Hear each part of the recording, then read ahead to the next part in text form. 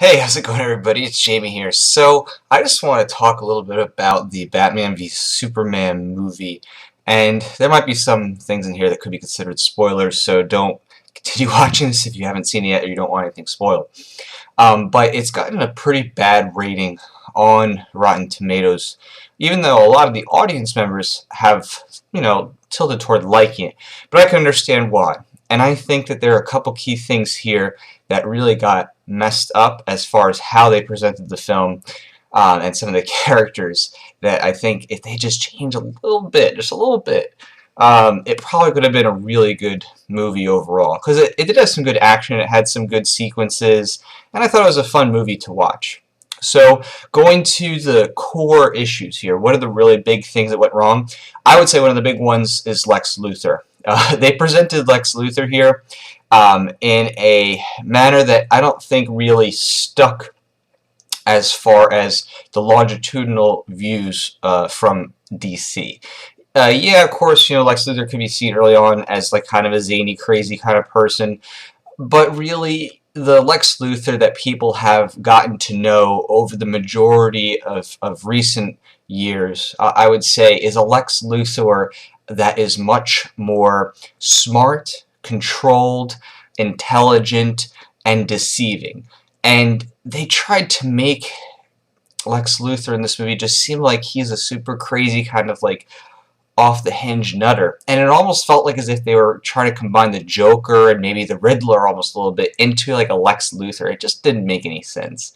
It really didn't. And yeah, maybe if this was back 50 years ago, maybe, but for most modern renditions of Lex Luthor, especially what a lot of people would have seen in the maybe 80s, 90s, and 2000s, especially with animated films, we're used to seeing a Lex Luthor who is very controlled, who is very kind of stoic, who likes to manipulate people, and is also a good strategist. And I think that that was always a lot of fun to see, is seeing how he used his social manipulations and held it together.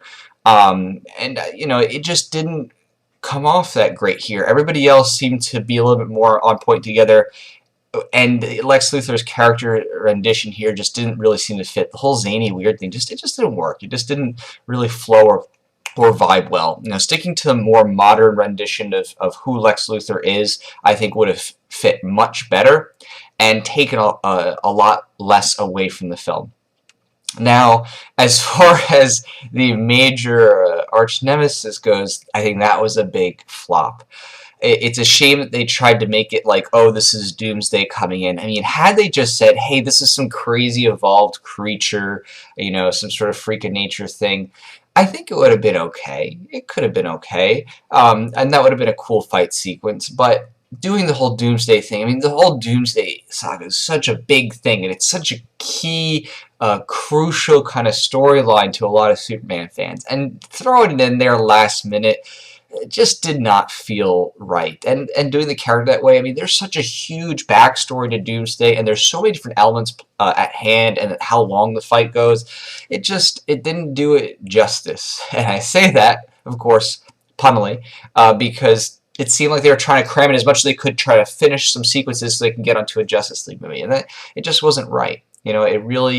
It just did not fit. Again, another thing that just didn't fit within the context of the story and everybody meeting based on the canon universe. And again, it's one of those things where it's like too much, too soon, too compacted, and a little out of place. You can think of Lex Luthor again here, and in creating him, he like cuts his hand and like does this dramatic thing, bleeding into Zod, and it doesn't fit. You have someone who's supposed to be really rational looking and really kind of mastermindy with Lex, and then you're supposed to have Doomsday, who's this creature of Kryptonian creation that is built through all sorts of horrific, I guess you could say, survival tactics, being the worst of elements and the worst of creatures, like just true terror and abuse. And it just doesn't. It didn't look good to like revamp it that way. It just didn't feel right, because then it didn't connect with how there could be something so crazy and evil that could really take on Superman that way. The other thing now, I think those two really are the big core ones, where it's like, if you just fix those things, the movie probably couldn't have gotten away with that and had been a pretty highly rated movie. I think those two things alone, for most fans, and even a lot of critics, probably could have fixed things. But now let's get into the other stuff, right? So now these smaller things that might not have been a big a deal, but because the other stuff happened, are a bigger deal. I think come into play. And you talk about like Batman, and here I think Ben Affleck was a great Batman. I think a lot of people could probably agree with that. That it wasn't Ben Affleck doing a bad job as Batman. It was poor writing, directing. He looked good. I thought that his facial expressions and like how he looked was actually fantastic. I thought his voice sounding for it was fantastic, and I don't think that Ben Affleck really should be blamed in any way for any oddity that came out with the character. A lot of people complained that the biggest oddity here is it seemed like Batman was almost a little bit too forceful and violent without being much of a strategist, I would say, because Batman is supposed to be a great detective, and he's supposed to be someone who really avoids using anything that's gun-like or shooting. And don't get me wrong, I kind of like those things, and I always enjoy stories where like Batman's using pseudo-gun stuff, but there wasn't enough there to make up for it with the whole of the movie of him really being a sleuth, really being a strategist, really using his skills of putting puzzle pieces together, and then being very tactful about how he takes down enemies without necessarily even hurting them in some cases, which I don't really care. The darker Batman thing is cool, and that's been a trope that's been done before. And it wasn't done tastelessly here, but it's like if you're gonna mess with some of the other stuff that's kind of big, now you got to make up for it somewhere else, and to keep changing on these core canon characteristics of characters made it a little bit rougher. And of course, I think that came into play with the portrayal of Batman when it came to the Superman-Batman face-off. Here they are, and they're really supposed to be somewhat meeting in a lot of ways for the first time, and it's a battle scene over something that's like very emotional and not very logical. I think there just wasn't enough of a pull for that battle scene as to why they were angry at each other. I mean, yeah, I get it.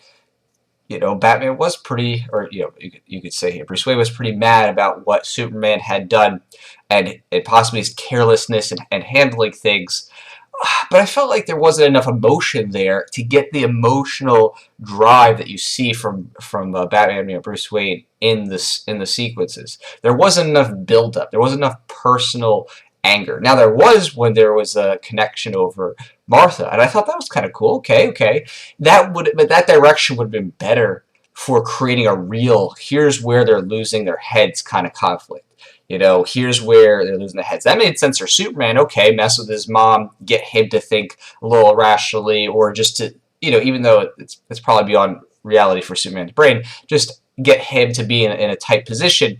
There needed to be more of that for Batman too. I felt like there needed to be more emotional pull to get to that irrational state of why are you two fighting each other.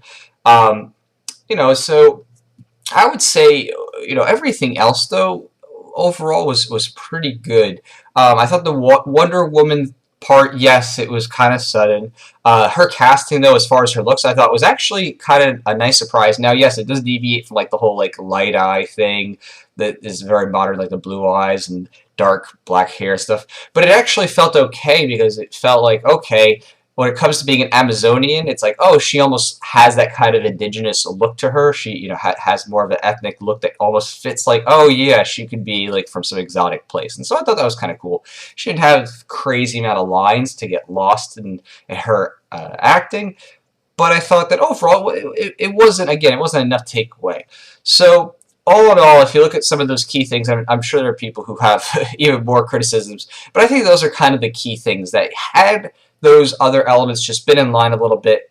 Lex Luthor being cast into really a modern Lex Luthor, not the battle being with Doomsday, just have made it some other creature. Let the Doomsday thing go. Let it be like a scary battle, but not like, oh, let's make it like a Doomsday style battle, but just make it really scary. Okay, fine. And put more emotional pull behind why, Bruce and Clark here would want to fight each other. Really have directed that a little bit better as to getting to some more intimate emotional beef.